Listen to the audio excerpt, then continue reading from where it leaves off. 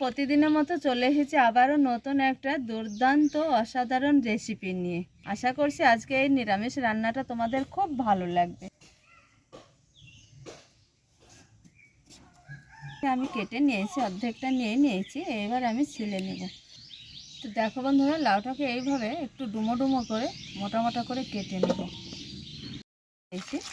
এইবার জল পাল্টে পাল্টে লাউটাকে খুব সুন্দর করে ধুয়ে নেব, তুলে নিব। কড়া দিয়েছি, কড়াতে জল দিয়ে দিব লাউ সেদ্ধ করার জন্য। এখানে স্বাদ অনুযায়ী একটু লবণ দিয়ে দিব।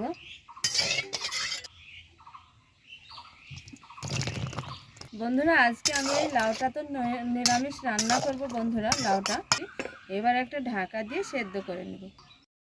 তো বন্ধুরা দেখো, লাউটাকে হালকা করে ভাপিয়ে নিয়েছি। এইখানে বেশি ভাপানোর দরকার নেই, লাউ বেশি ভাপালে একটু টক হয়ে যায়।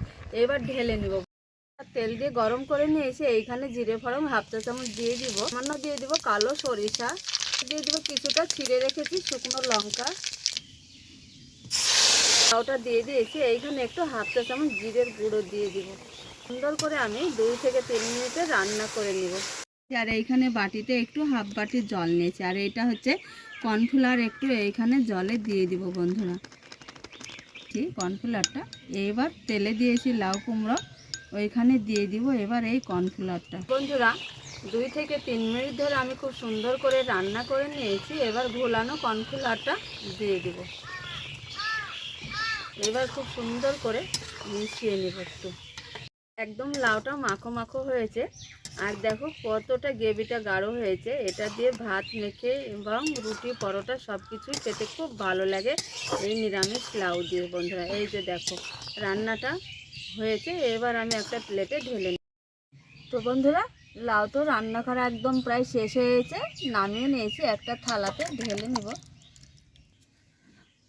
তো বন্ধুরা, আজকে নিরামিষ লাউ রান্না তোমাদের কেমন লেগেছে? যদি ভালো লাগে অবশ্যই একটা লাইক কমেন্ট আর ভিডিওটাকে বন্ধুদের অনেক অনেক করে শেয়ার করতে যেন ভুলো না বন্ধুরা।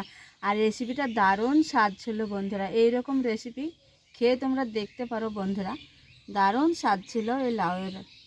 তাহলে রেসিপি এই পর্যন্ত, এইখানে শেষ করছি। পরবর্তী রেসিপি নিয়ে তোমাদের সঙ্গে দেখা হচ্ছে। যেখানেই থাকো ভালো থাকো, সুস্থ থাকো। তোমাদের